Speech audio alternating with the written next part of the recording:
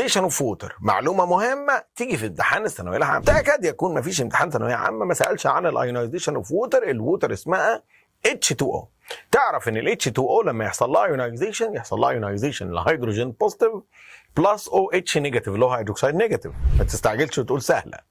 ووتر بلس ووتر تطلع هيدرونيوم H3O بوزيتيف بلس OH نيجاتيف، يعني كأن الووتر عملت ايونيزيشن للووتر، ما الاثنين زي بعض على بعض طلعوا H بوزيتيف و OH نيجاتيف. كمان الووتر تقدر تقول في الحالة دي ان الووتر H2O ايونايز بدايليوتد اسيد تطلع H3O بوزيتيف بلس OH نيجاتيف.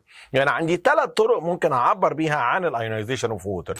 ما خلصتش الحكاية. الايونيزيشن اوف ووتر اكزوثيرميك رياكشن او اكزوثيرميك ايونيزيشن، ومعنى كده ان هو ابزورب هيت، وده يقول لك ان باي انكريزنج الهيت فور ايونيزيشن اوف ووتر الايونيزيشن او ذا رياكشن دايركتد فورورد.